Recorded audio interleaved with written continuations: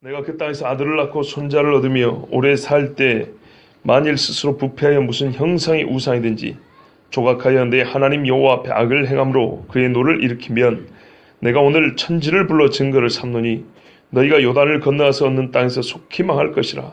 너희가 거기서 너희의 날이 길지 못하고 전멸될 것이니라. 여호와께서 너희를 여러 민족 중에 계실 것이요 여호와께서 너희를 쫓아보내실 그 여러 민족 중에 너희의 남은 수가 많지 못할 것이며 너희는 거기서 사람의 손으로 만든 바 보지도 못하며 듣지도 못하며 먹지도 못하며 냄새도 맡지 못하는 목석의 신들을 섬기리라. 호흡이 잘 맞고 있지요?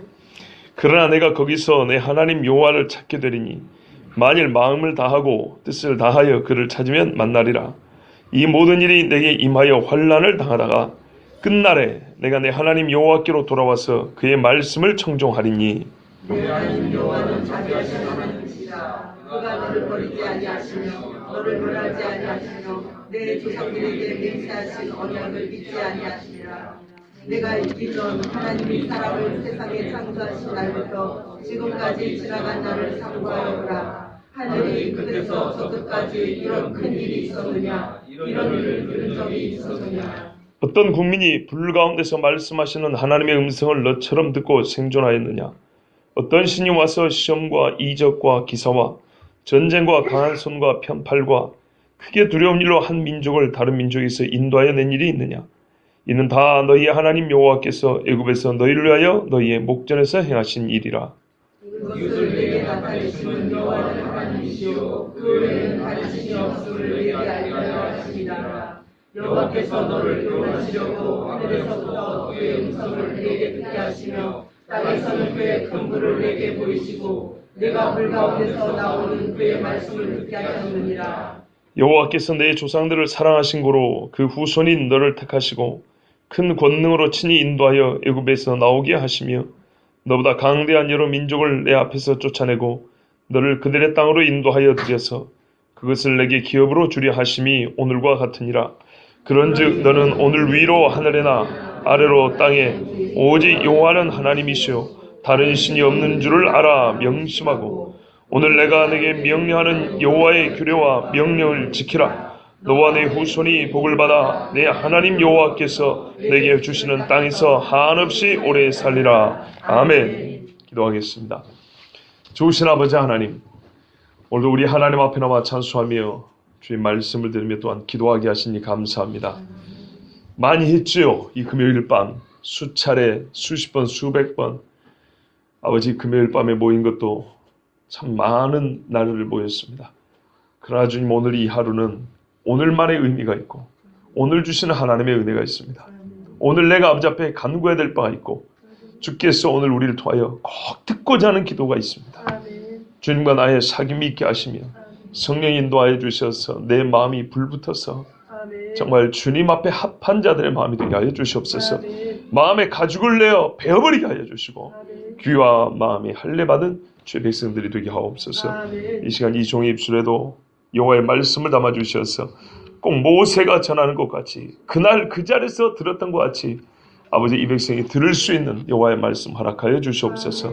예수 그리스도의 이름으로 기도하옵나이다. 아멘.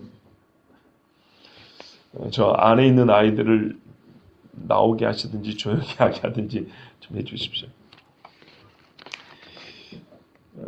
여러분 오늘 25절부터 40절까지 좀 긴 말씀인데요. 주제는 하나입니다. 주제가 뭘까요? 39절에 있습니다. 오늘 위로 하늘에나 아래로 땅에 오직 여호와는 하나님이시오 다른 신이 없는 줄을 알아 명심하고. 첫 번째는 하나님이 누군가입니다. 두 번째는 오늘 내가 너에게 명령하는 여호와의 규례와 명령을 지키라입니다. 같은 말이 반복되었죠. 명령을 지키는 겁니다. 꿈을 꿈꾸는 거고요. 명령을 듣고 그 명령을 지키는 겁니다. 무슨 말이냐면 하나님 주신 말씀 자체가 명령법이고 명령법은 명령으로 지켜야 되는 것입니다. 청유나 권유나 하나님이 사자하는 것이 아니라 반드시 명령으로 듣고 지켜야 됩니다. 그런데 이 말씀을 지키기 위해서 먼저 알아야 되거나 믿어야 될 게 뭐라고요? 하나님이 한 분이시다. 오직 여호와만이 하나님이시다는 사실입니다. 이것이 아니면 절대로 하나님의 말씀을 명령으로 들을 수 없고 지킬 수가 없습니다. 지난 월요일 날 저희 할머니 이제 구순 생신을 맞이해서 지방으로 내려갔습니다. 내려가서 저희 친척들하고 이제 밥 먹고 신앙적인 대화를 하는데요. 밤이 한 10시쯤 됐는데 여러 가지 대화들이 있었습니다. 주로 목사 한 사람이기 때문에 뭔 이야기 했겠습니까? 목사들 까는 소리 하죠. 네, 아주 신나게 까십니다. 잘 깝니다. 좋습니다. 하나도 불편하지 않더라고요. 하나도 불편하지 않았어요. 다행히 그날 비판하는 내용에 제가 양심상 별로 걸릴 게 없었어요. 만약에 제가 양심상 걸릴 게 있었으면 좀 부끄러웠을 텐데 다행히 그날 주제는 제가 좀 걸릴 것이 별로 없는 주제여가지고 고맙게도 별로 불편하지 않았어요. 그래서 잘 들었어요. 그냥 아니 막 하시라 그랬어요. 재밌게 하시라고. 한참 막 재밌게 하시더라고요. 그 다음에 이제 많이 들었으니까 저도 한마디 해야죠. 성경에 만일 하나님이 살아계시다면, 하나님이 살아계시고 그분이 진짜 신이라면 너는 뭐라고 생각하고 너는 뭐라고 생각하고 옛날에는 이렇게 말하고 오늘은 이렇게 말하고 어떤 학자는 이렇게 말하고 어떤 학자는 이렇게 말하고 어떤 목사는 이렇게 말하고 저 목사는 저렇게 말하고 그 목사는 그렇게 말하고 성경이 그렇게 해석될 수 있는 것인가요? 하나님이 살아계시다면 뜻은 한 가지입니다. 우리가 그걸 잘 모르기 때문에 발견하는 과정에서 미숙함과 무지가 또는 나의 죄가 섞여 있어서 잘못 해석하는 수가 있어서 그 잘못된 해석이 여러 가지 있을 수는 있지만은 하나님의 뜻 자체가 네가 보기에는 그런 뜻, 하나님이 그렇게도 말씀하시고 네가 보기에는 그런 뜻, 그렇게도 말씀하시고 그런 건가요? 아니에요. 그럴 여지가 있는 것은 하나님이 처음부터 폭을 넓혀줍니다. 읽다 보면 나와요. 이래도 되느니라, 저것도 괜찮으니라, 이래도 되고 저렇게 해도 되는 것은 하나님이 폭을 설정해 준다고요. 여기까지 안에서 해라. 예를 들면 뭐가 있을까요? 므낫세 지파의 마길의 딸들 5명 있죠. 아버지가 아들 없이 딸만 낳고 죽었어요. 얘들 시집 가야 되는데 어떻게 해요? 하나님이 처음에 말씀 안 해주셨거든요. 이런 경우에는 어떻게 하라고 말을 안 해줬거든요. 그랬더니 이 므낫세 지파 사람들 가서 아니 이 딸들이 아버지의 주신 땅을 가지고 다른 지파로 가버리면 땅이 축이난다는 얘기입니다. 근데 한편으로 하나님 말하면 지게표를 옮기지 마라 그랬단 말이에요. 조상에게 받은 땅의 경계를 옮기지 마라 그랬다고요. 이게 나봇이 시키고 뗐던 율법입니다. 그거를 깨뜨리고 살인까지 저지르는 게 아합의 죄입니다. 그런데 이 딸들이 다 시집 가버리면 어떻게 합니까? 그러니까 모세도 그러게 하나님께 물어봤어요. 어떻게 하면 됩니까? 했더니 하나님 뭐라 그래요? 마음대로 시집 가려니와 아버지의 지파 안에서 갈지니라 그랬다고요. 경계가 설정되어 있죠? 어떻게 해요? 네 원하는 짝을 찾아라. 근데 어떻게 해요? 너희 아버지의 지파 안에서 찾아라 그랬어요. 이런 것과 같이 하나님이 정해준 게 있어요. 그런데 반드시 지켜야 되는 것들이 있죠. 제사는 어떻게 해요?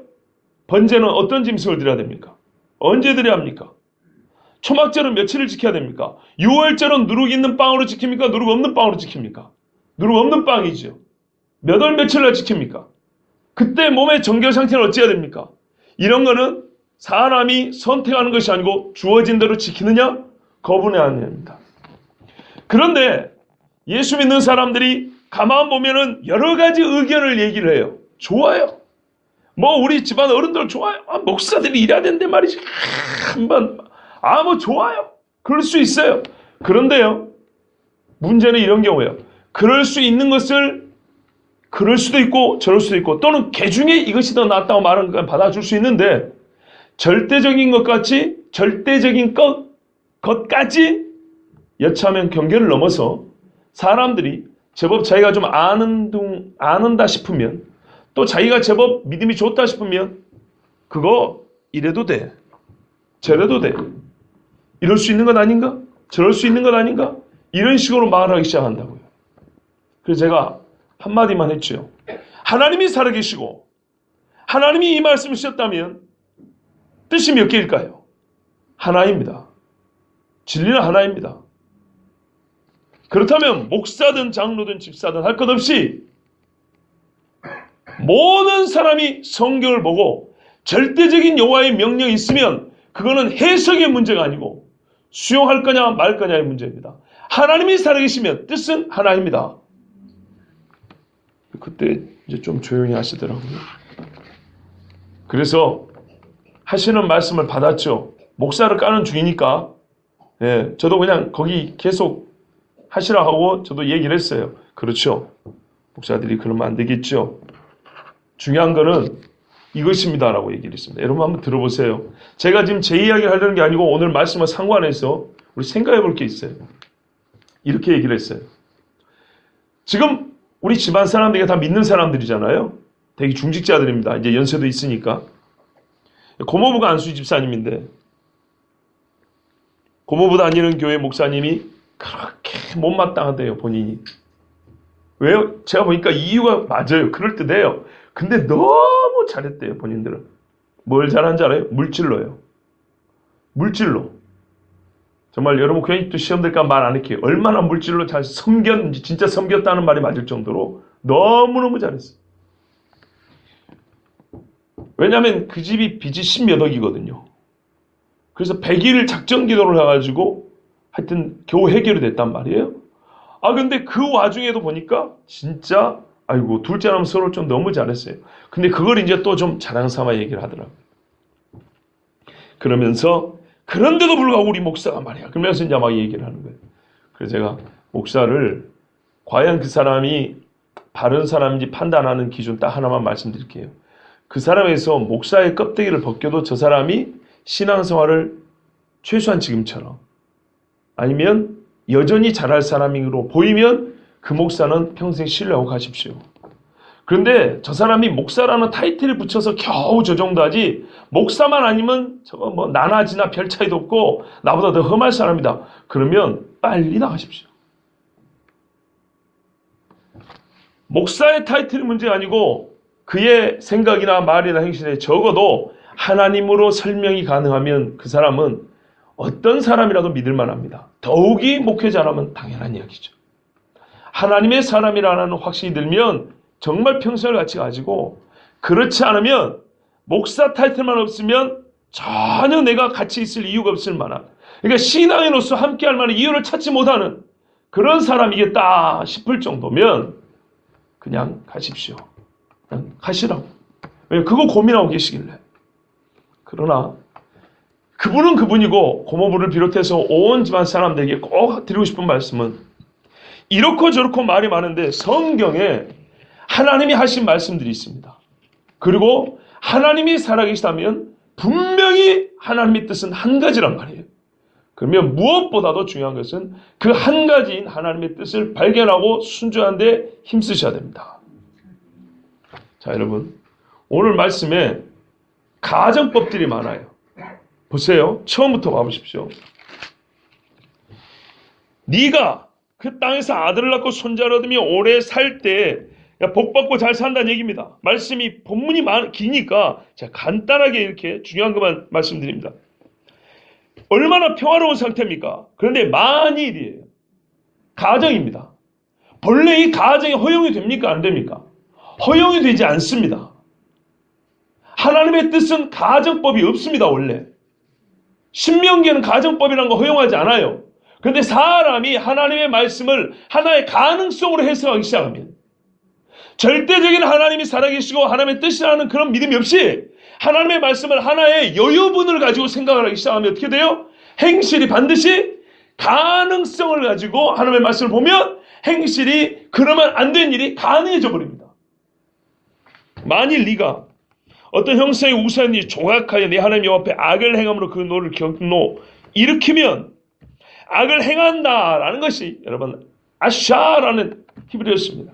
그 앞에 우상을 조각하여 그랬죠.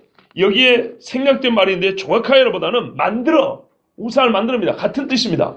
무슨 말이에요? 하나님 앞에는 우상을 만드는 것이 악을 만드는 것이고 우상을 섬기는 일을 행하는 것이 악을 행하는 거예요. 가장 하나님 싫어하는 거예요. 자, 여러분 여기에서는 가정법이 허용이 되는 말입니까? 그런 거 아니죠. 절대적인 거예요. 오직 여호와. 왜? 하나님이 한 분이잖아요. 신이 한 분이니까는 섬길 리가 한 분밖에 없는 거예요. 혹시나라는 가정 자체가 허용되지 않습니다. 그런데 우리 인간들은 허용되지 않는 데다 가정법을 사용해요. 혹시라도 만일 있으면 어쩔 거야. 만일 이런다고요. 근데 하나님이 그걸 허용한 게 아니라 우리 인간이 그런다 이 말이에요. 그래서 네가 내 이야기를 만일로 받아들여서 진짜 만일 그래 한다면, 그 가능성을 실제로 행한다면 어떻게 합니까? 하나님이 노가 일어나죠. 공의로운 하나님이 화를 냅니다. 26절 보십시오. 오늘 내가 지금 말하는 여기서, 지금 말하는 이 현장에서부터 천지를 불러 증거를 삼다. 우리가 지금 예레미야 보고 있는데요. 오늘 이 4장 말씀이 예레미야 6장하고 거의 궤가 같아요. 내가 이방 나라와 땅끝에 있는 백성과 땅을 불러 증인을 삼는, 이렇게 돼 있어요. 신명기의 말씀을 그대로 사용하고 있어요. 오늘 여기 나오는 거예요. 하늘과 땅을 불러 증거를 삼노니, 사람인 것처럼 이렇게 표현하는 겁니다. 너희가 요단을 건너서 땅에서 속히 망할 것이다. 철저하게 망할 거다. 그 다음에도 보세요. 너희가 여기서 너희 날이 길지 못하고 전멸될 것이다. 앞에 너희가 오래 살 동안 후손도 번창하고 장수하면서 별일 없이 편안히 살다가도 뭐하면요? 뭐하면? 하나님을 배신하고 우상을 섬기기 시작하면, 우리가 지난주에 들었죠? 지난번 금요일날 그 우상이 뭔지는 여러 가지로 우리 들었습니다. 그렇게 되면 하나님은 당장에 모든 주시는 복을 어떻게 한다고요? 끊어버린다고요. 주변 환경이 문제가 아니에요. 너를 없애버려요. 잘 보세요. 하나님이 복을 끊는 방법은 사방의 환경을 없애버리고 그 복된 환경을 악하게 만들어버리는 일, 이거는 경고고요. 진짜로 복을 없애는 거는 뭐냐면 복받을 너를 이 땅에서 끊어버려요. 하나님 말씀이 그렇잖아요. 중간 단계가 없죠. 그죠? 중간 단계가 아예 없는 건 아니에요. 그건 28장에 보면 나옵니다. 그러나 그거는 엄밀히 말하면 경고에 해당하는 거예요. 경고. 진짜 하나님이 복을 끊는 건 뭘 끊어요? 나를 끊어버린다. 복받을 나를 끊어버린다. 여호와께서 너희를 여러 민족 중에서 흩어버릴 것이고 여호와께서 너희를 쫓아보내시 그 여러 민족 중에 너희의 나무수가 많지 못할 거다. 너희가 누리던 거 없어요. 이제는 너희는 쫓겨난 자들. 하나님이 이 땅에 있는 자들을 쫓아내고 너희를 뒀는데 이제는 내가 너희를 쫓아버려. 꼭 반대로 하십니다. 그 여러 흩어진 민족 중에서도 수가 적어서 고난 당할 겁니다. 왜요? 너희가 우상을 숭배했기 때문이죠. 그래, 좋다. 너희가 거기 가가지고 사람의 손으로는 만든 것들, 보지도 듣지도 냄새 맡지도 말하지도 못하는 것들, 그 목석의 신들을 섬기라 그랬죠. 28절은 우리 번역으로 하니까 확실히 뭐랄까요? 너무 부드러워요. 원래 말은 이런 겁니다. 좋다. 너희가 그토록 섬기기를 원했던 거 원 없이 섬길 거다. 권사님 새벽에 들은 기억 나시죠? 예? 예레미야 그런다니까요. 똑같이 말해요. 예? 그리고 뭐라 하냐면 예레미야서에 보면 신명기 말씀 그대로 받아가지고 번제나 헌물을 가져오나 그거 니나 처먹어라. 이렇게 말하고 있어요. 하나님이. 내가 그까짓 거 안 먹어. 너희나 처먹어.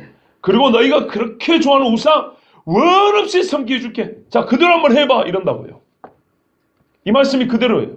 똑같아요. 너희가 그토록 원하고 싶었던 신들 나 섬기게 해줄게. 그런데 내가 실상을 말하지만 그거는 그냥 나무야. 그냥 돌이야. 여러분 생각해보세요. 나무에다가 색칠한다고 그게 뭐 다른 정체성을 가집니까? 나무입니다. 돌을 깎아가지고 모양을 만들면 그게 돌이 아니고 뭡니까? 돌입니다. 그냥. 하나님이 이렇게 말합니다. 너희가 별 모양을 다 만들어봐야 새 모양을 만들어봐야 새 모양을 가진 돌이지. 그건 새가 아니죠. 맞죠? 나무로 사람 모양을 깎아봐 정승이라고 만들어봐야 이거는 사람 모양을 가진 나무지. 그게 사람은 아니잖아요. 그러니까 너희가 그토록 원하는데 그걸 한번 뭐하는 섬겨봐. 근데 그게 뭔 줄 아니? 어떤 모양을 갖고 있어도 그냥 돌이고 그냥 나무야. 이 바보 같은 놈들아. 그러나 이때 이제는 일생 뭐하고 살아야 돼요? 적은 수가 죽지 못해 살면서 나무하고 돌에, 진짜 나무하고 돌에, 여러분 이렇게 생각하세요. 우상이 아니고 그냥 나무라고 말을 해보세요. 나무, 돌. 그냥 나무를 죽을 때까지 저라고 섬기는 거예요. 그냥 돌에다가 아까운 밥 맨날 갖다 바치는 거예요. 돌에다가. 여러분, 어떤 형상을 만들어 놓게 꽤나 뭐 있는 것 같이 보이는데 그냥 돌이고 그냥 나무예요. 이 땅에 있는 것들 다 그냥 피조물 그거예요. 그냥. 이렇게 되면 어떻게 합니까? 하나님 앞에 회개하고 돌아오는 수밖에 없겠죠. 그죠? 다른 방법이 없어요. 그러나 네가 이 와중에라도 거기서 네 하나님 여호와를 찾게 되리니 네가 마음을 다하고 뜻을 다하여 그를 찾으면 만나리라. 여기도 보세요. 히브리 말이 재밌어요. 같은 말을 반복하잖아요. 앞에는 찾게 되리니 그런 끔찍한 고난을 당할 때 네가 나를 찾을 거다. 그런데 뒤에 보면 또 찾게 되리라 그랬죠. 아까 전멸이라는 말이 반복한 것처럼 찾는다는 게 뭔지 실제를 가르쳐 주는 거예요. 이게 찾는 거예요. 뭐렇게요? 마음을 다하고 뜻을 다하여 그를 찾으면 만나리라. 이거는 원래 하나님이 우리에게 진작부터 말씀해 주신 거 아닌가요? 그죠? 또 뒤에 6장에 보면 나오죠. 하나님 앞에 그냥 도움을 구하는 정도 아니고요. 입에 붙은 기도를 하는 게 아니에요. 완전하게 회개하고요. 철저하게 자기 죄를 고백하고 하나님 나를 살려주십시오라고 부르짖는 것, 그거를 찾는 거라 그래요. 보세요. 마음을 다 하고예요. 예전에 우상 숭배했던 그 마음이 이만큼도 남아 있으면 안 돼요. 뜻을 다하고 이제부터는 내 인생을 완전히 하나님께만 바치겠습니다. 이런 뜻이 없으면 찾는 게 아니란 얘기예요. 그래서 같은 말을 반복합니다. 네가 나를 찾아야 된다. 찾으면 그럴지라도 찾으면 살 거다. 그런데 찾는 게 뭐냐면 그냥 교회 왔다 들락날락하는 게 아니야. 네가 마음을 다하고 나를 떠났던 그 마음을 100% 나에게 돌려야 돼. 뜻을 다하고 내 인생의 모든 계획과 생각들을 네 의지를 완전히 나한테 복종시켜야 돼. 그것이 찾는 거라 그랬어요. 그렇지 않으면 회개도 아니고 회복도 없어요. 그러나 그렇게 하면 만나리라. 하나님이 만나 주신다고 그러죠. 이 모든 일이 네게 임하여 환난을 당하다가 하나님이 이걸 환난이라 그래요. 끝날에 내가 내 하나님 여호와께 돌아와서 그의 말씀을 청종하리니.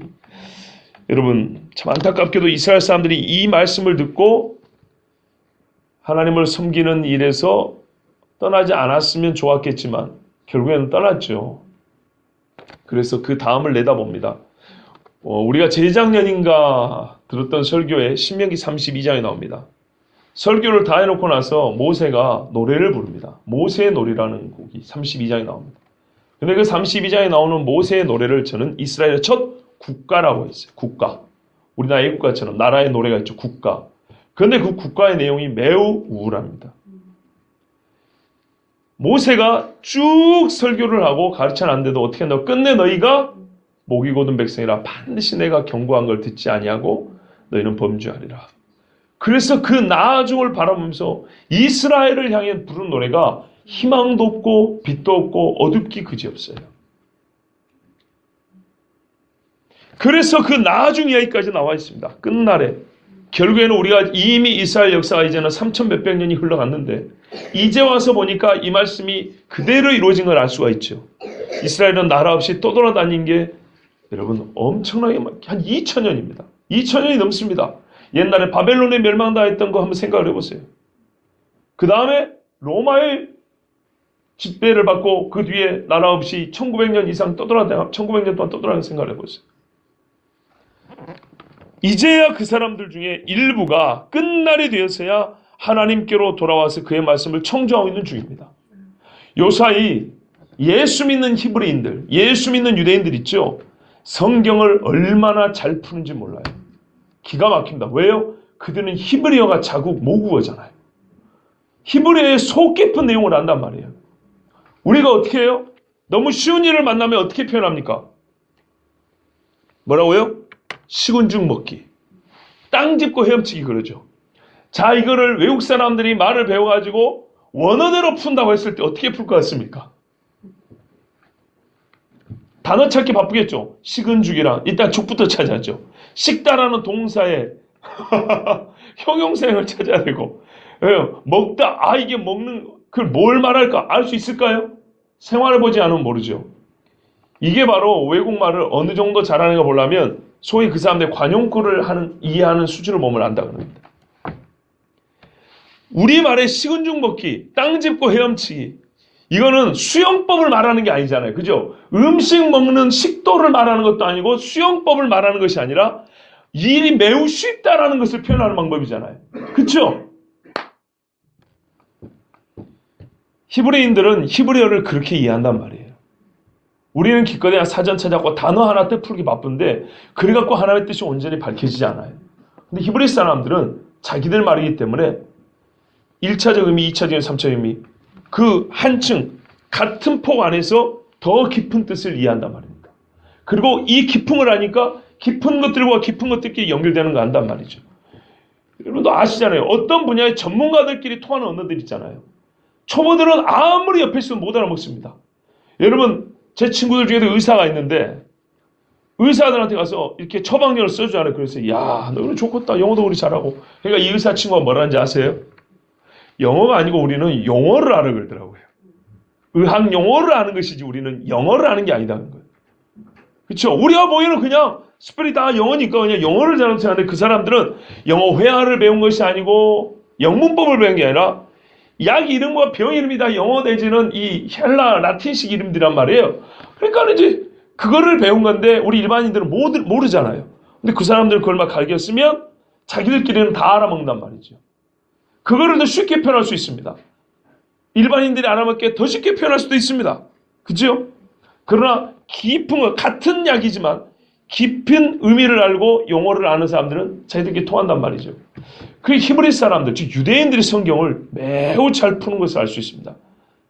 이제야. 그런데 그 사람들이 2000년 전에는요. 자기들이 갖고 있는 율법을 제대로 못 풀었어요. 히브리 말을 구사하는데도 히브리어로 쓰여진 율법을 이해하지 못했어요. 그래서 예수님을 죽였죠. 그런데 과연 빛이 비추리라 하셨던 것 같이 예수님의 빛이 비치니까 어떻게 해요? 그 언어에 진짜 빛이 비춰지니까 구약 성경을 가지고 오늘날 우리 그리스도인들이 이제 가르쳐 줍니다. 얼마나 구약 성경 전체에 예수님 이야기가 가득 들어있는지 이제는 우리가 배워야 될 필요 있어요. 근데 그 말 맞다나 어떻게 이게 가능해졌죠? 이 마지막 끝날에 그들이 여호와께로 돌아오니까 이게 가능해진 거예요. 오직 여호와께서 우리를 구원하신다. 예수님의 이름에 우리를 구원하는 이름이 있다는 것을 이제야 알게 된 거예요. 몇 주 전에 제가 칠판 가지고 예수님 이야기했죠. 그죠? 그게 예수 믿는 유대인이 가르쳐 준 거라니까요. 서양 사람들은 알 수가 없는 거예요. 동양 사람도 알 수가 없는 거예요. 히브리어를 모르는 사람은 절대 알 수가 없는 거예요. 그런데 마지막에 그들이 주의 말씀대로 돌아오니까 하나님이 빛을 비춰주고 깨닫게 하시고 얼마나 많은 것들을 우리에게 가르쳐주고 정말 깊은 의미를 깨닫게 해준지 모릅니다. 이제 우리가 그들이 들어야 됩니다. 하여튼 이때서야 그들이 돌아오란 말이 여기에 이미 기록이 되어 있는 거예요. 내 하나님 여호와는 자비하신 하나님이심이라. 그가 너를 버리지 아니하시며 너를 멸하지 아니하시며 내 조상들의 맹세하신 언약을 잊지 아니하시리라. 결국은 이 한 단락의 결론이 뭡니까? 하나님 이야기입니다. 이 하나님에 대해서 한마디 한마디씩 자비, 버리지 아니함, 멸하지 아니함, 맹세하신 언약을 잊지 아니함에 대해서 하나씩 또 말씀을 전하면 더욱 좋겠지만 오늘 큰 주제 안에서 이스라엘 백성들이 하나님을 떠나지 말라고 하면서 강조하는 말씀을, 그러니까는 모세를 통해 주신 말씀의 첫 번째로 뭐냐면 떠나면 무익한 것들을 섬길 것이며 너희는 하나님이 주신 복을 다 빼앗길 것이다.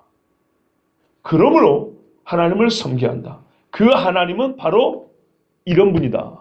라고 31절에 말씀을 해줍니다. 32절부터 역시 같은 주제입니다. 그런데 이제는 다른 방향에서 같은 주제, 결론으로 가는 길을 하나 내고 있습니다. 아마 우리가 이미 읽은 대로 39절, 40절에 결론은 같지요. 자, 그런데 이번에는 그들이 당할 환난을 가지고 하나님을 떠나면 안 된다. 하나님이 심판한다. 이야기가 아니라 하나님께 받은 복을 한번 헤아려 보라 그럽니다. 보십시오. 네가 있기 전에 사람을 세상을 창조할 때부터 한번 지금까지 지난 날을 상고해 봐라. 하늘 이 끝에서 저 끝까지 이런 큰일이 있었느냐? 이런 일을 들은 적이 있었느냐? 사실을 확인해 보라 합니다. 그러니까 온 천지에 이와 같은 일이 있었느냐? 네가 알고 있느냐? 혹은 있었다고 어디서 전해들은 적이 있느냐? 무슨 일입니까? 33절 이하죠. 어떤 국민이 불 가운데서 말씀하시는 하나님의 음성을 너처럼 듣고 생존하였느냐? 이거 얼마 전에 듣던 시내산 이야기죠. 그런 적이 있습니까? 없습니까? 없습니다. 혹시 어느 다른 종교에서 여러분 2000년, 한 3000년 지났는데 들어본 적 있습니까? 없지요. 두 번째입니다. 어떤 신이 와서 시험과 이적과 기사와 전쟁과 강한 선과 편팔과 크게 두려운 일로 한 민족을 다른 민족에서 인도해낸 일이 있었냐? 보았냐? 들었냐? 여러분 혹시 들어보셨습니까? 없지요. 우리가 신앙적으로 하나님께서 일제 35년 치하에서 우리를 구원해내셨다고 말씀합니다. 저는 믿습니다. 그러나 여러분, 그거하고 이스라엘이 출애굽한 거하고는 다릅니다. 그렇죠?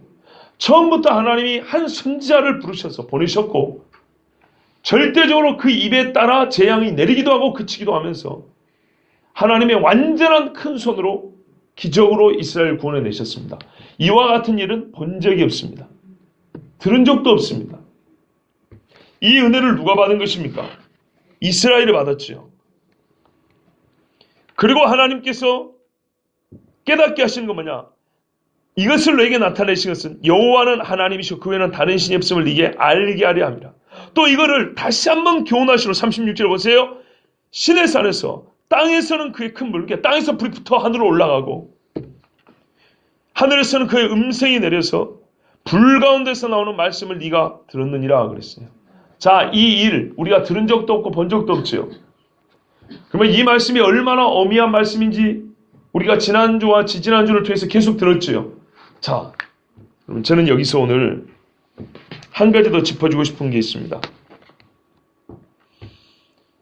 그게 두 가지인데요.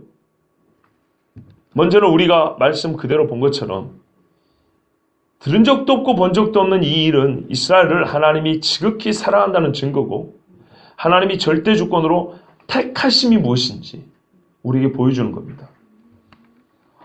사람이 있어온 이후로부터 지금까지 이런 일을 본 적 없다. 하나님이 직접적으로 손을 뻗치지 않으면 이런 일은 있을 수가 없죠. 이해되시죠?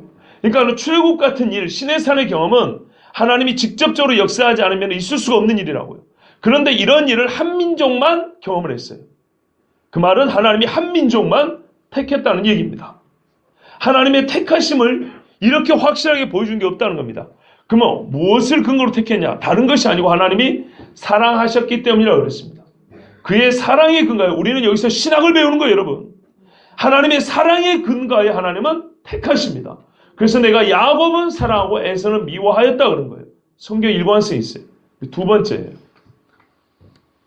있었느냐, 들은 적이 있느냐는 현대 잘난 척하는 신학자들에게 펀치를 날리는 것과 같습니다. 뭐냐면 여러분 많은 신학자들이 뭐라고 말합니까? 이스라엘의 종교, 곧 여호와를 섬기는 것, 구약에 기록된 이야기들은 고대 바벨론 종교를 본따온 모방 종교다. 진화론적으로 볼 때 다신론에서 정령 숭배에서 다신론에서 유일신으로 발전한 종교의 발전사를 보여준다. 이런 이야기를 합니다. 두 가지가 다르죠. 봐보세요. 분명히 다릅니다. 어떤 사람들은 또 말하기를 여러 종교의 혼합이다. 이렇게 말도 합니다.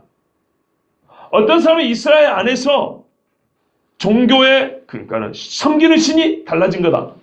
유일한 신이지만은 여호와로 섬기는 신에서 하나님으로 섬기는 신에서 예수를 섬기는 신으로 유일은 유일인데 이 이름들을 전부 다 별개로 나눠가지고 그렇게 말하기도 합니다.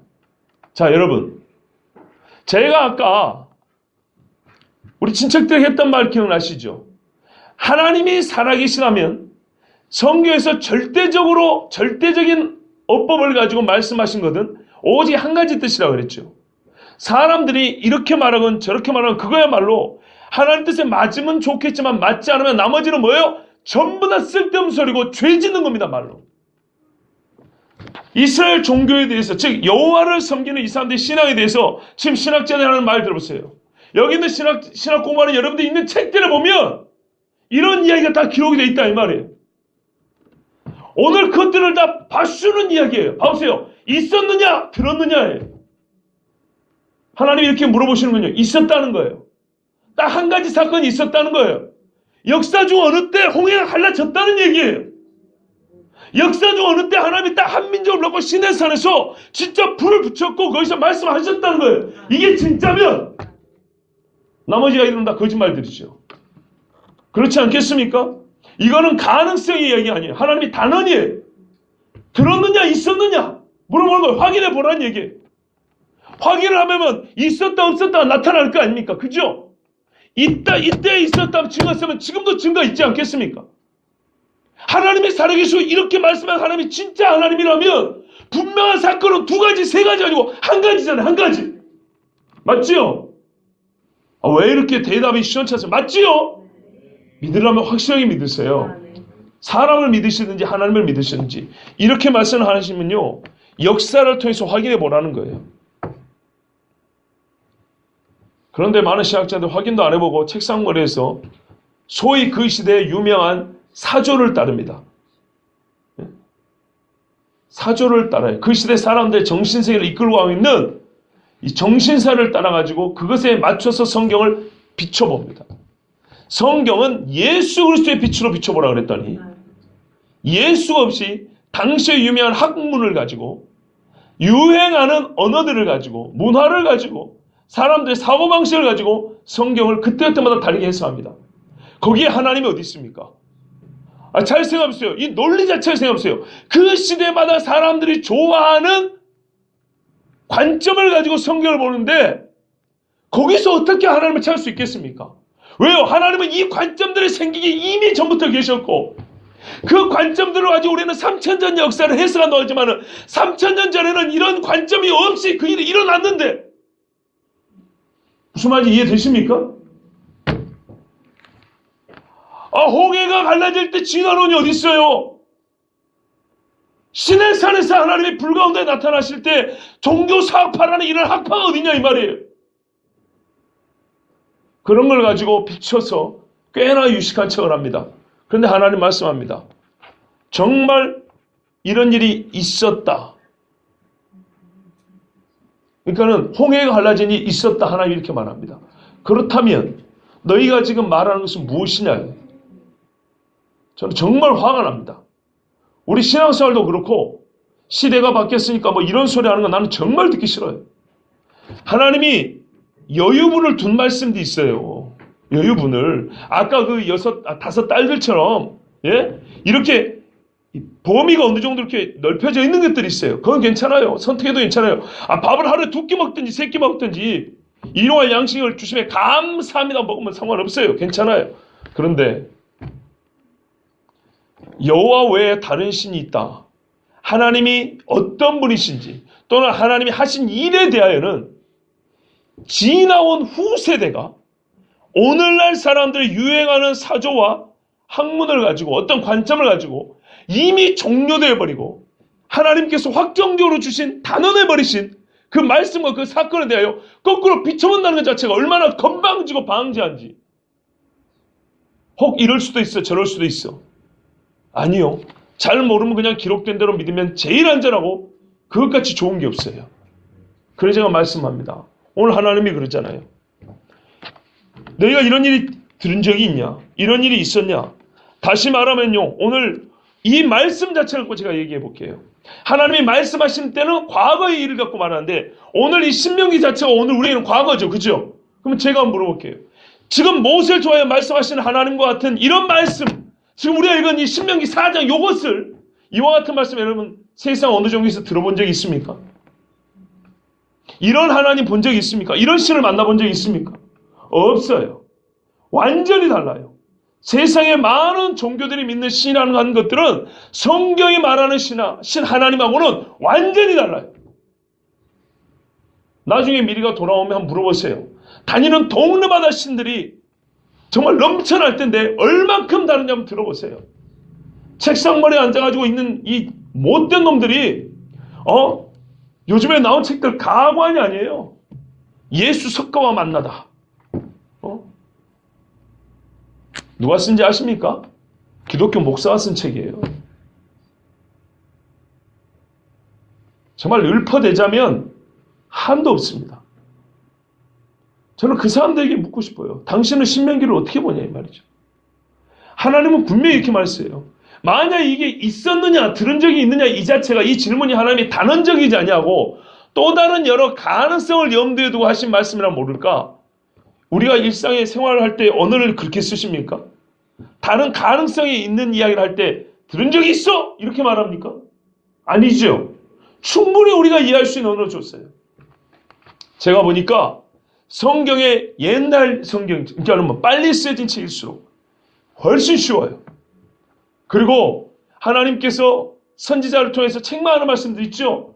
너무 쉬워요. 왜 쉬울까요? 귀가 어두운 자들에게 말하니까 쉽게 해준 거예요. 신약보다 구약이 그렇게 쉽다니까요. 솔직히 말해서. 한번 읽어보세요. 예언 중에 일부 빼고 나머지 이야기는요. 구약이 훨씬 쉬워요. 사울이 창으로 다윗을 찔러 박아 죽이려고 했더라. 어렵습니까? 아니죠. 다윗이 법궤를 가져올 때 어떻게 해요? 기뻐서 바지가 내려갈 줄 춤을 췄. 어렵습니까? 그건 무슨 신비적으로 해석해야 됩니까? 아니죠. 너무 쉬워요. 다윗이 골리앗 앞에 니는 칼과 창과 단창으로 내게 오냐 나는 살아계신 만군의 주 여호와 이름으로 하늘로부터 돌을 던졌더라. 어렵습니까? 믿기가 어렵지 말 자체는 너무너무 쉽죠. 예수 그리스도는 교회의 머리냐 이것보다 훨씬 쉬워요. 교회가 무슨 머리를 두고 건축을 해야 말이죠. 이거는 진짜 말 그대로 영적인 지식이 쌓인 사람이 이해할 수 있는 거예요. 구약이 훨씬 쉬워요. 왜요? 계시가 아직 초창기, 즉 어린 사람들에게 주어질 때고 그리고 예수 그리스도를 만나고 진짜 예수를 만나면 하나님을 만난 것 같다 그랬죠. 하나님의 본체를 만나기 전이기 때문에 대부분은 예표와 그림자로 보여주는 시대이기 때문에 하나님이 쉽게 말해줍니다. 오늘 이 말씀도 매우 쉬운 이야기입니다. 어려운 거는 내가 아멘이냐 노멘이냐 이게 어려운 문제지 말씀 자체는 이렇게 쉬울 수가 없어요. 그런데요 제가 죄송합니다 이런 표현 진짜 속이 뒤집어지는 얘기라니까요. 이렇게 쉬운 말씀을 구약 학자들은 왜 그렇게 복잡하게 늘어놓는지 모르겠어요. 그 늘어놓는 것들 중에 뭘 취하든지 믿을 게 없어요. 은혜 되는 것도 없고 진짜 이길 때라면 하나님 만날 수 있을까? 확실히 들을 만한 것들이 없어요. 그 이론들 중에. 35절 보십시오. 34절 후반부부터입니다. 있느냐? 없습니다. 하나님께서 애굽에서 너희를 위하여 너희 목전에서 보세요. 어디서요? 애굽에서. 그리고 또 어디서요? 너희 목전에서. 매우 역사적인 사건이죠. 사적인 영역입니까? 공적인 영역입니까? 공적인 영역입니다. 여기서 오늘 좀 여러분에게는 제가 좀 깊은 이야기를 하나 해드릴게요. 소위 계몽시대 17세기 이후로 사람들은 자기의 이성을 의지하여 하나님 우리 이성을 주셔서 사용해야 되지만 이성을 의지한다는 것이 이성주의입니다. 이성이 신앙보다 위에고 이성이 즉 사람의 머리가 하나님보다 위에 있다는 것입니다. 그게 17세기 이후에 소위 이성주의 시대인데요. 그때 예수를 믿고 있는 종교인들을 함부로 핍박하기는 어렵잖아요. 그렇죠? 한 번에 핍박하기는 어렵잖아요. 그래서 만들어낸 궤변들이 뭔지 아십니까? 신앙은 사적인 영역에서만입니다. 이게 오늘날 한 200~300년 흐르니까 우리의 일상 언어로 어떻게 바뀐지 아십니까? 우리 일상 언어로 어렵게 말하지 않고요. 신앙, 성경, 계시는 위에 상층부, 이성, 체험, 과학, 실증주의 뭐 이런 것들은 하위 영역. 이렇게 해서 나눠놓고 문제는 뭐냐면 위로 올려놨죠. 신앙과 성경을 위로 올려놨죠. 많이 올려가지고 위에 조용히 계세요. 우리 사는 이 아래 세상은 철학, 이성, 과학, 인간의 생각으로 살겠습니다. 이 땅은 우리가 알아서 할게요. 이거예요. 그래서 하나님을 저 멀리 쫓아낸 게 소위 이신론이라는 사상이 있고요. 또 계몽주의 이후에 이성의 시대는 그래서 하나님을 위로 많이 올려놨어요. 많이 하나님을 올려놓으니까 우리 사는 세상은 뭐가 다스려요? 인간이 인간을 다스리는 거예요. 사람의 생각이 사람을 다스립니다. 자, 그런데 문제는 하나님은 위로 제껴놨는데 이 땅에는 같은 사람들이 살죠. 그렇죠? 그러면 이 위에 있는 하나님을 믿는 사람들 어떻게 하는지 아세요? 골방에다 집어넣습니다. 네 방구석에 처박혀 계세요 이런다고요. 왜요? 하나님이 저 하늘 꼭대기에 신선 노름이나 하고 있는 하나님을 바꿔놨으니까 이 땅을 다스리고 역사하는 하나님이 아니라 오늘 이 이야기는 애굽의 역사하는 하나님이잖아요. 그죠? 전 세계에 자기를 드러내는 하나님이잖아요. 근데 이 성시대는 하나님을 이 땅에 역사하는 하나님이 아니고 저 멀리서 관조하는 이렇게 보고만 있는 하나님 이렇게 만들어버렸어요. 그래서 저 위로 하나님을 올려 제껴버렸어요. 골방에 할아버지를 올려놔버렸어요. 그 다음에요. 이 땅에서 하나님을 믿는 사람은 어떻게 해요? 그런 하나님이니까 어떻게 해요? 너희들도 골방에 처박혀 있어. 밖에 나와서는 아무 소리 하지 마. 그게 1960년대에 있었던 뭐예요? 미국에서 공립학교에서는 기도하지 맙시다. 아시겠죠?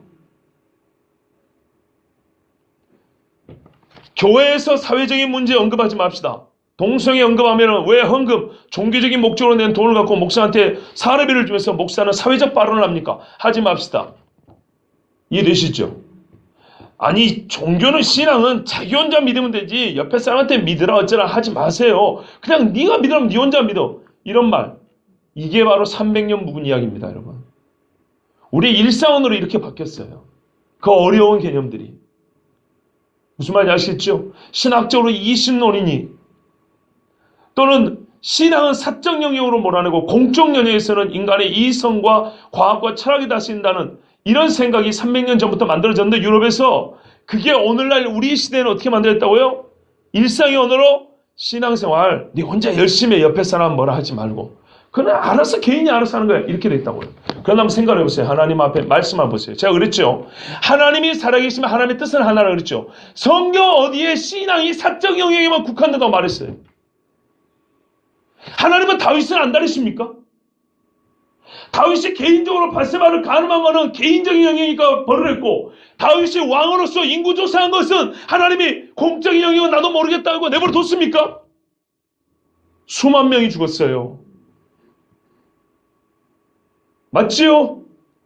히스기야가 개인적으로 잘매니까 15년 연장받고 5,000명 하나님은 공적인 이야기는 모른다. 그 전쟁은 네 알아서 해라 이렇습니까? 아니죠. 목말라 죽어가는 사람들, 기도한 사람들만 와가지고 반석에 물 가나 먹히고 나머지 백성들 오니까 바위가 딱 닫혔고 물이 그쳐버렸습니까? 아니죠. 성경 어디에도 하나님은 사적인 영역에서 개인적인 네 마음 속에서만 내가 역사한다 이렇게 말한 적이 없어요. 그런데 이 시대는요. 예수 믿는 사람들조차도 얼마나 잘못된 이야기를 많이 듣고 사는지 한번 보시라고 말이에요. 오늘 말씀을 통해서 내가 애굽에서 했다. 너희 조상들의 세대에 온 천지 만물 사람이 다 들었다. 하늘과 땅이 증인이다. 라합이 여리고 사람이 어떻게 해요? 간담이 녹았다 그러잖아요. 그쵸? 보고 싶으면 요단강 갈라지는데 그 안에 땅은 뭐 해놨다고요? 돌을 쌓아놨다 안 그럽니까? 한번 잠수에 들어서 봐라. 거짓말이가 진짜인가. 매우 공적이고 객관적이로 그쵸? 보편 역사에 하나님이 역사하셨단 말이에요. 그러면서 뭘 나타냈어요? 나는 여호와 아니라 나 외에 신이 없다. 나만 경배하라 이렇게 말씀하셨어요. 공적인 영역에서 자기를 확증하시고 단언으로 명령법으로 나 여호와만을 경배하라 그랬어요. 무슨 말이에요? 그러니까 어떻게 해요? 혼자 있을 때인지 여럿이 있을 때인지 가정이 있든지 나라든지 국가든지 상관없이 어떤 부분에서 이스라엘은 모든 전 삶의 영역에서 어떻게 하라고요? 여호와를 하나님으로 알고 섬겨라 이 말이에요. 이것이 복의 시작입니다. 이것이 사는 길이에요. 그러나 사적이든 공적이든 또는 시간적으로 옛날이든 앞으로 미래든 어느 때라도 하나님을 버리고 하나님 아닌 말 그대로 피조물 돌과 나무를 섬기기 시작하고 그 마음에 하나님 아닌 다른 것들이 들어가면 어떻게 된다고요? 내가 너희를 버려버린다고 그랬어요. 제가 안타까운 건 이거예요. 이것을 가르쳐 주시려고 하나님은 역사 속에 우리를 체험케 하신 다음에 다시 말씀으로 이거를 다시 한번 반복하여 들려줬다는 말입니다. 시내산에서. 그리고 모세를 통해서 지금 또 들려주고 나중에는 선지자와 제사장들 통해서 또 들려주고 또 들려줍니다. 사람이 듣습니까? 안 듣습니까? 안 들어요. 이게 문제예요. 39절 40절 너를 택하시고 큰 권능으로 사랑하셔서 정말 여러 강대한 민족 앞에서 내가 너를 얼마나 사랑하는지 하나님이 누군지 이렇게 보여줬건만 너희가 나를 버리면, 네 마음에서 나를 떠나버리면, 그래서 네가 개인적인 영역이든지 공적인 영역이든지 어디서라도 나를 부정하면 나는 너를 내 백성이지만 버린다 그랬어요. 그러나 조금만 남겨주죠. 이걸 신학적 용어로 말하냐면 역사적 선택과 영원한 선택이라 그래요. 이스라엘을 하나님이 역사 속에서 자기를 드러내는 계시의 방편으로 하나님의 은혜를 나타내는 도구로는 선택하셨어요. 그러나 이스라엘이 그렇다고 다 구원받는 건 아니죠. 그 중에 남은 자가 구원받는 것이죠. 이걸 영원한 선택이라고 합니다. 그러나 하나님이 두 가지 선택하는 걸 다 알았다는 거예요. 개인적으로 어떤 사람은 하나님이 영원히 구원하시려고 선택한 사람이 있지만, 이스라엘 나라는 역사 가운데 온 천지 만물을 다스리는 하나님이 계시다는 걸 보여주시려고 선택한 복받은 나라라는 겁니다. 이 증거가 사적 영역뿐만 아니라 공적인 영역에서도 드러나는 것이고, 그러므로 이스라엘 민족은 사적 영역뿐만 아니라 공적 영역에서도 하나님이 여호와가 하나님이시라는 것을 반드시 어떻게 해요? 증거하며 살아야 됩니다. 그 말은 곧 마음으로 그 사실을 믿어야 되는 겁니다.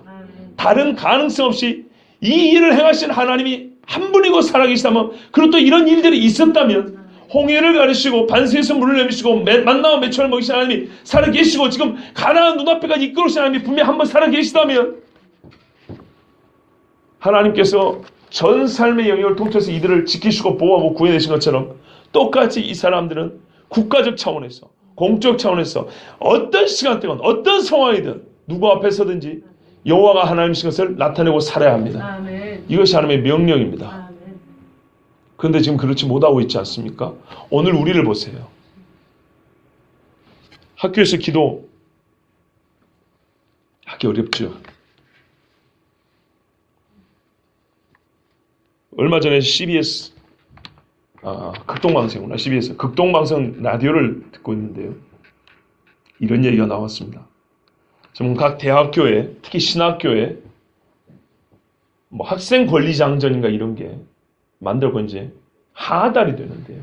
그 내용에 보면 동성애에 관해서 반대 반론을 못하게 되어 있습니다. 어디에서요? 신학교에서. 일반 대학은 말할 것도 없고 신학교에서. 그럼 신학 교수들이 윤리 수업을 할 때 성경의 이야기를 할 때도 동성애는 할 수 있을까요? 없을까요? 못합니다. 오늘 그 에스더 기도운동 군부에서 나온 지저스 암이라는 그 전기 간행물을 보니까 영국의 어떤 여자 변호사가 하는 이야기예요. 영국에 어떤 일이 있냐면 캔터베리라고 영국 성공회에 아주 그 유명한 지역이 있습니다. 거기에 대주교가 있는데 거기에 수장인데 그 사람이 뭐라고 말하냐면 동성애도 신뢰할 만하고 뭐라고 했더라. 뭔가 그 일반 결혼과 같이 어떤 신뢰할 만하고 사랑이 어떻게 느껴지고 뭐 그런 관계만 형성이 된다면 지지할 만하다. 법적 지지가 가능하다 이렇게 말했어요. 법적으로 지지해주고 신앙적으로도 그거를 반대할 이유가 없다는 겁니다. 그래서 어느 날에서는요. 남자 둘이 와서 결혼했다고 줄에서 들어가면 목상 안 해주면 어떻게 해요? 깜빵합니다. 그런데 이 여자 변호사가 예수 믿는 사람인데 뭐라고 말하는지 아십니까? 우리가 교회 안에서만 신앙생활하고 공적인 영역에서 하나님은 온 천지 만물을 다스리는데 우리끼리 모였을 때만 신앙 언어를 쓰고 신앙적인 얘기를 했지 실제로 사회가 변해가고 실제로 이 땅이 하나님의 말씀으로 다스려지는 데는 하나 관심을 쓰지 않는 동안 이 지역이 됐습니다. 이렇게 말했어요. 만약에 20년 전이었다면 20년 전에 이걸 깨달은 당신 어떻게 하겠습니까? 물어보니까 뭐라 말하냐 이 여자 변호사가 여러분 목회자들에게 제발 좀 외쳐달라고 사회생활하는 이 세상에 살아가는 그리스도인들이요 당신들이 맞닥뜨리는 모든 비성경적인 일들마다 제발 좀 싸우라고 저항하라고 우리가 입을 다물고 있는 동안에 이 지역이 되어버렸다는 거예요. 1967년에 낙태 허용되고 지금까지 800 몇십만 명의 아이들이 낙태했다는 거예요. 영국에서만. 창세기 1장을 우리는 반대하는, 반역하는 죄를 저질렀습니다 그랬어요. 생육하고 번성하라 그랬지 않습니까? 어떤 여자는 남자 호르몬 주사를 맞았어요. 수염이 이렇게 났어요. 딱 남자예요. 근데 아기 낳고 싶다고 호르몬 주사를 안 맞았어요. 인공수약고 애를 낳았어요. 수염이 이래가지고 여자가 아기 젖을 주고 있어요. 애가 먹는 젖은 여자에게서 나온 겁니까? 남자에게서 나온 겁니까? 알 수가 없지요. 세상이 이렇게 돌아갑니다, 여러분. 한국 교회가 동성애에 대해서 똑바로 말하고, 동성애만의 문제가 아니에요. 사실 제가 개인적으로 좀 속 시원히 하고 싶은 얘기들이 참 많아요. 솔직히 말해서. 근데 여러분이 감당하지 못할까 봐 내가 얘기 안 하는 게 또 많이 있어. 우리 모두가 여기 계신 분들은 그래도 제가 보기에는 모두라고 생각해요. 모두가 반대하니까 제가 동성애 얘기를 하는데 다른 문제들은 또 입장이 달라요. 제가 솔직히 물어보고 싶어요. 입장이 다른 여러 가지들 중에 오늘 신명기 말씀 보세요. 정말 입장이 달라도 되는 건가? 아니면은 한 하나님이고 한 법이기 때문에 하나의 뜻이어야 되는가? 한번 생각해 볼 게 많아요. 제사 찬성하는 분 계세요? 없죠. 이 입장이 같아요. 그런데 입장이 달라지는 부분들이 있어요. 뭔가 핑계댈 만한 게 있고 이유를 댈 만한 것도 있어요. 그러면 그 주제에 맞는, 아니 그 주제를 가르치고 있는 성경 구절을 한번 찾아보세요. 거기가 아까 마길의 딸 5명들처럼 네 지파 안에서 마음에 드는 사람 선택하는 것처럼 마음에 드는 사람을 지파 안에서라는 그런 가능성 내지는 선택의 여유분을 둔 말씀인가? 아니면은 내가 고민하는 어떤 주제를 진짜 성경에서 봤더니 오늘과 같이 명령법으로 단언으로 돼 있든가, 딱 부러지게 이거다, 이리 해라 이렇게 돼 있는가? 한번 찾아보세요. 우리가 입장이 같은 동성애 문제니까 지금 전부 다 고개를 끄덕여 야지 제가 이것저것 한 20가지 주제를 얘기하면 성경이 이 20가지 주제를 전부 다 단언적으로 명령으로 표현한데도 불구하고 그걸 찾아가지고 여러분을 말하며 어떤 거는 내가 그 중에 선택적으로 취사 선택하여서 지키는 것이 있고 안 지키는 것이 있을 것이고 어떤 거는 반만 지키면서 반 안 지켜도 되는 걸 생각하는 것이 있을 것이고 어떤 부분은 아유 설마 여기까지 생각 못했네 하는 게 있을 겁니다. 그렇겠죠? 제가 그걸 그래서 일일이 다 읊지는 않습니다. 행여나 또 사람은 감정적이기 때문에 저에게 어떤 감정으로만 여러분 이 말씀 들을까 봐 말하지는 않습니다. 고민되는 부분도 있으면 성경을 찾아보세요. 뭐라고 말씀하는지. 우상 숭배에 혹시 고민한 분이 없어요 그러는데 교회 처음 왔고 고민한 사람들 있죠. 그러면 여러분 뭐라고 말합니까? 안 돼요 이렇게 말하죠. 그러면 목사인 저도 말이죠. 여러분이 고민하는 주제에 어떤 주제는 성경을 딱 보니까 이건 아니네 그러면 안 돼요라고 말하고 싶은 게 있어요 진짜로. 근데 말을 못해요. 그래서 겁이 나요. 20년 후에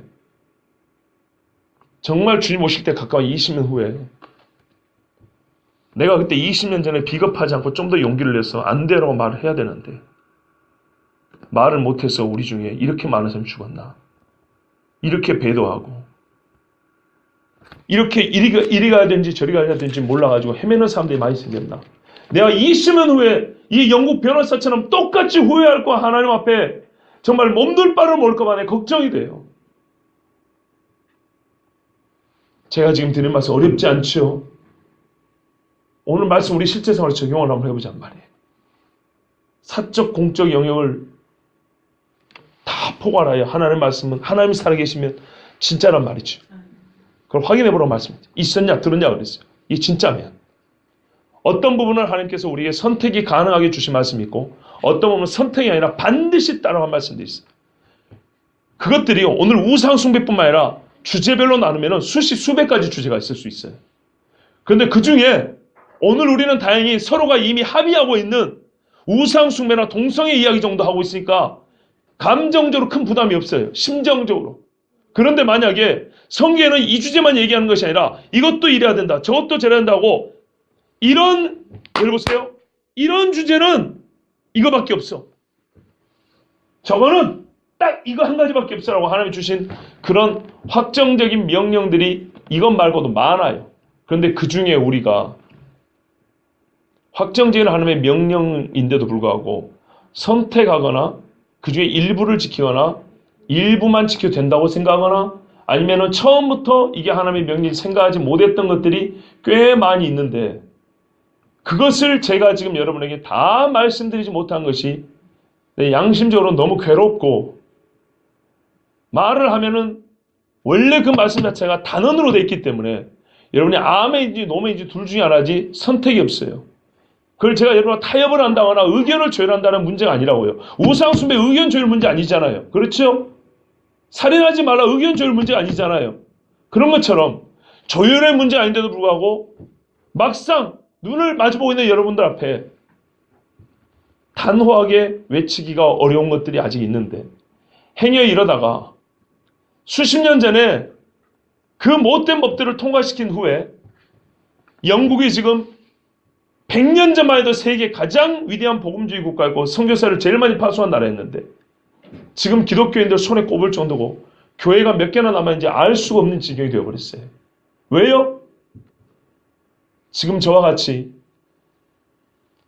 행여나 사람들이 마음에 불편한 가슴을 가지고 서로 흘긴 눈으로 쳐다볼까봐 말을 안 하고 안 했더니 그렇게 된 거예요.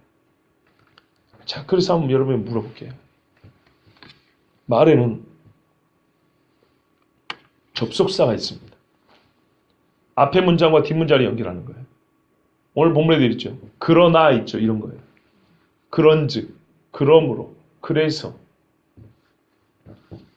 20년 전 영국 사람들은 절대적인 순간을 놓쳐버렸어요.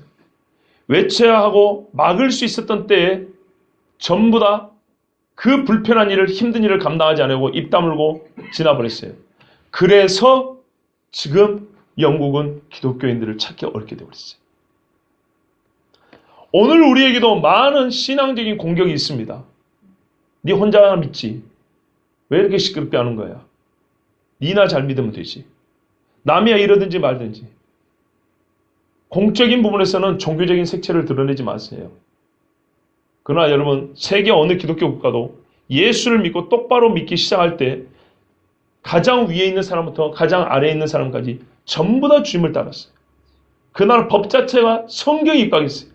이스라엘은 율법이잖아요. 나라법이라니까 이게 나라법. 여기까지 가야 되는 거예요. 그런데 하나님을 버리면 어떻게 해요? 그 공적인 법부터가 전부 다 비성경 반성으로 달라집니다. 아래에서는 문화와 유행이 달라지고 위에서는 법과 제도가 반성으로 나고 위아래서 눌러서 예수 믿는 신앙인들을 이렇게 어떻게 해요? 쥐어짜 죽입니다. 어떻게 해야 될까요? 지금 우리에게는 절대적인 순간이 왔습니다. 2010년도에 영국에서는 차별금지법이 통과됐습니다. 어쨌든 간에 이 나라가 대통령 선거를 2달 안에 하게 됐습니다. 대통령 후보라고 나온 사람들 중에 차별금지법 반대하는 사람 한 명도 없습니다.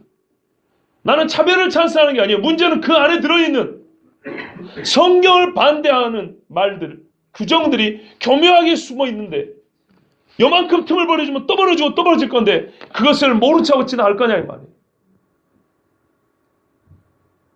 하나 질문도 하지 않냐고. 따져보지도 않냐고. 여러분 이런 일을 들어본 적이 있습니까? 하나님이 옛날에 이스라엘 백성들을 애굽에서 구해내신 일과 같은 일을 들어본 적이 있습니까? 혹은 그런 일 자체가 있었습니까? 없었죠. 우리에게 주어진 일들을 한번 보세요. 나 같은 죄인이 하나님 앞에 왔어요. 얼마나 큰 은혜인지 모릅니다. 그런데도 불구하고 우리는 하나님의 말씀을 귀한 거니까 그냥 이 속에서만 꼭꼭 숨겨놓고 있으려고 그래요.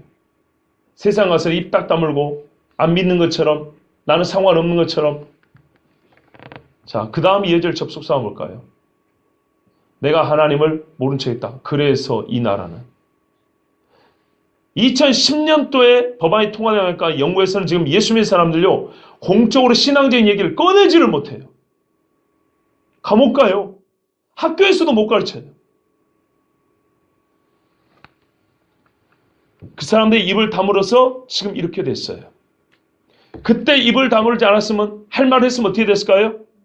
이 세상이 기독교인을 탄압했다.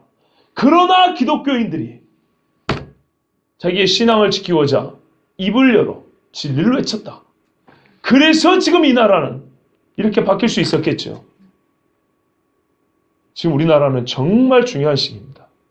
정치적으로뿐만 아니라 우리 신앙적으로, 밖에서 말하는 그 종교적으로 정말 중요한 시기입니다. 마지막 남은 교회들이 그래도 이 땅에 덜어 있습니다. 그렇죠? 나는 우리 교회도 그 중에 하나로 생각해요. 이런 이야기 자체가 가능한 교회가 별로 없어요. 이 금요일 밤에 모이죠? 말이죠. 교인들 중에 반 이상이 모여가지고 기도한다는 자체가 드물어요. 요즘에는 좀 수가 줄었는데 여러분 다시 한번 말씀드립니다. 강권하세요. 같이 기도하자고. 지금 우리가 기도해야 될 때 기도 안 했더니 그래서 이 꼴이 됐다는 말 안 하려면 세상에 우리를 기도하지 못했다. 그러나 우리는 신앙을 지켰다. 그러므로 오늘 우리는 하나님 앞에 이와 같은 복을 받았노라. 이 복을 너무 속 좁게 생각하지 마시고요. 이 다음은 어떻게 연결될까요?